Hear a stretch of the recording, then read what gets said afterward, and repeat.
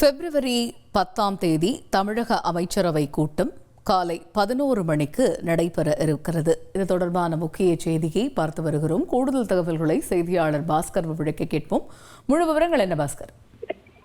தமிழக நிதிநிலை அறிக்கை விரைவில் தாக்கல் செய்யப்பட உள்ளது. அதற்கான தேதிகள் இறுதி செய்யக்கூடிய நடவடிக்கையில சட்டப்பேரவை செயலகம் மற்றும் தமிழக முதலமைச்சருடைய அலுவலகம் ஈடுபட்டு வரக்கூடிய நிலையில தமிழக அமைச்சரவை கூட்டம் என்பது வருகிற 10 காலை 11 மணிக்கு தமிழக முதலமைச்சர் மு க ஸ்டாலின் தலைமையில தலைமைச் செயலகத்தில் நடைபெற உள்ளதாக தற்போது அறிவிப்பு வெளியிடப்பட்டிருக்கிறது.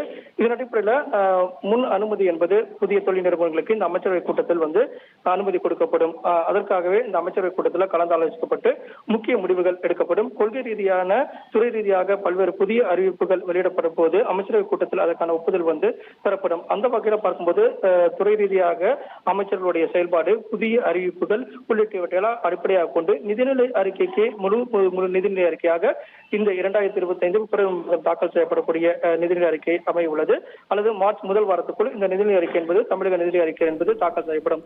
அதற்கு முன்னதாக இந்த அமைச்சரவை கூட்டம் நடைபெறுவது என்பது முக்கியத்துவம் வாய்ந்த அமைச்சரவை கூட்டமாக பார்க்கப்படுகிறது. அந்த வகையில தான் அமைச்சரவை கூட்டம் என்பது வருகிற 10 காலை 11 மணிக்கு தமிழக முதலமைச்சர் தலைமையில தலைமைச் செயலகத்தில் இந்த அமைச்சரவை கூட்டம் நடைபெறுகிறது. அப்போது பல்வேறு விதமான முக்கிய முடிவுகள் அமைச்சரவை கூட்டத்தில் எடுக்கப்பட உள்ளது.